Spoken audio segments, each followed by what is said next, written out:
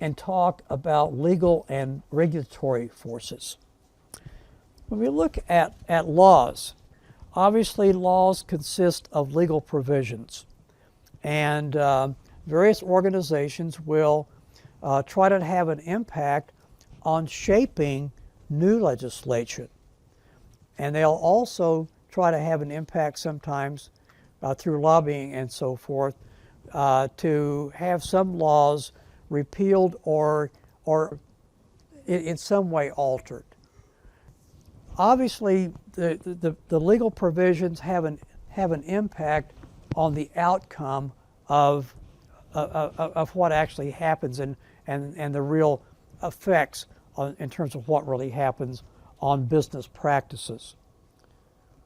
In addition to that, it's not just the provisions themselves, but it is how the courts and the Justice Department interprets the laws. The interpretation can change at times, even though the provisions don't change. If we look at an area like mergers and acquisitions, with mergers and acquisitions, if you were to go back 30 years ago, you would think, well, I mean, the record shows that we had very few mergers and acquisitions in this country. But in the last 15 years particularly, we've had a large number of mergers and acquisitions. Did the laws change? No. These laws that particularly affect mergers and acquisitions, they were passed in the early 1900s. The Clayton Act, the Sherman Act, these are fundamental laws that deal with acquisitions and mergers. And the legal provisions haven't changed. But the interpretation by the courts and by the Justice Department, they have changed. And so the real impact of these same legal provisions has changed because of how the laws are interpreted. And you can kind of view the legal interpretations of various laws as being kind of like a pendulum on a clock that swings back and forth. And you will find that sometimes the interpretations, that the interpretations will become rather loose on certain legal provisions, and and you'll see a lot of acquisitions and mergers, and then it will swing back the other way in another part of time, and you'll find that there'll be very few mergers and acquisitions, even though the laws haven't changed. If we look at regulations obviously occur at different levels of government. I mean, there's a lot of regulations that occur at the federal level, quite a few at the state level, and then we also have local laws and regulations as well. At the federal level, we have several different major regulatory agencies.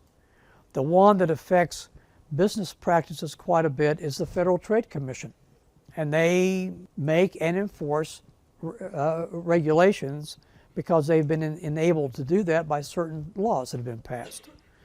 And so the Federal Trade Commission can have quite a bit of impact on marketing practices. So can the Food and Drug Administration.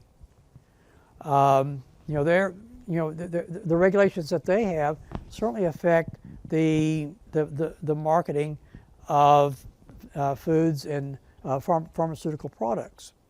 At the state level, you'll find that regulation mainly occurs on an industry by industry basis. In other words, in most states, there are certain agencies that will regulate an industry like banking, and most states do.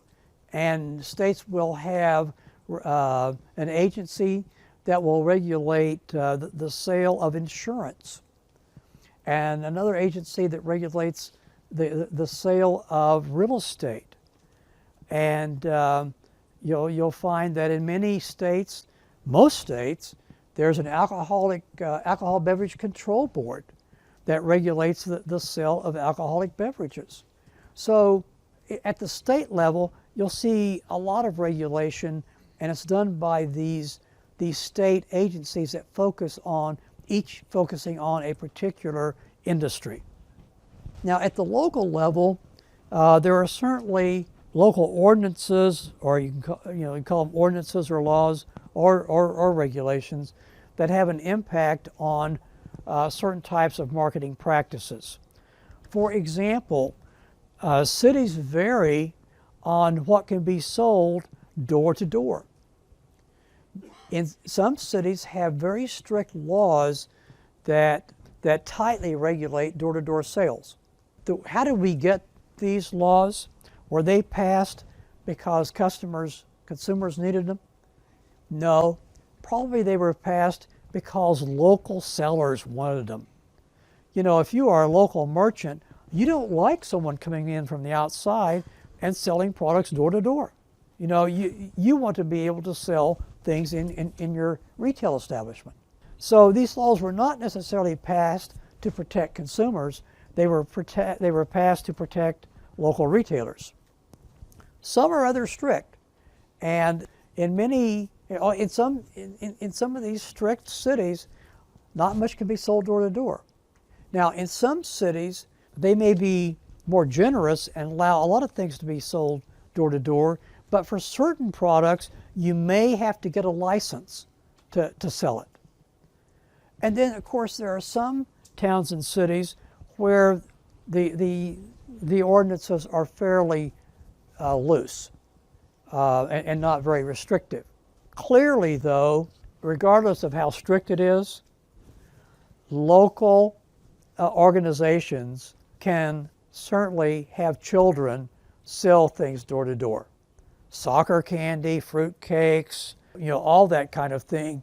If it supports a local, particularly child-focused type of organization, those kids aren't going to be arrested, okay? Yeah, you're not going to see a citizen's arrest on a Girl Scout for selling those great cookies, okay? Not going to happen. In terms of other kinds of local regulations, we know that it's pretty standard for towns to have ordinances that control signage on businesses. Both in Bryan and in College Station, there are local ordinances. College Station had it first, and then Bryan passed ordinances also. They're kind of similar. One common thing about both towns is nobody can put up another billboard. And I'm talking about when I say a billboard, I mean from the stand that it sits on and the big thing up in the sky. You can't put up any more. And if you own those, you have to keep them in good condition, because if you don't and they become dilapidated, the city can come in, tear them down, and you can't build it back. So if you own those, you've got to take care of them and maintain them. So there won't be more of those. And if we look at the provisions of these local ordinances about signs, typically there'll be rules or ordinances that say that if you want to have a sign and you want to put it close to your building, away from the road, you can put it up pretty high. But if you want to put your sign close to the road, it's got to be low. There's a ratio and some ordinances about distance from the road and height of the sign. So you have to kind of choose. If you want a tall sign, you got to get it closer to your building. If you want it close to the road, it's going to have to be short. If you look at McDonald's over on University Avenue, the one across from Zachary, about 6 years ago in May, the day after finals were over, that whole structure was totally torn down, and it was gone in 48 hours. I mean, knocked down and hauled off. It was flat, except the sign there stood. It's got a pretty tall sign, that McDonald's sign. They left it because that particular sign, and there's others in town, it was there before the ordinance. And so it was grandfathered in along with others that existed before the ordinance. And the ordinance doesn't pertain to it as long as it continues to stand. But the ordinance says that if you take your sign down and it's down for 30 days and it has violated the ordinance, but grandfathered, can't put it back up. They left their sign up. And so it violates the ordinance technically, but it was there before the ordinance.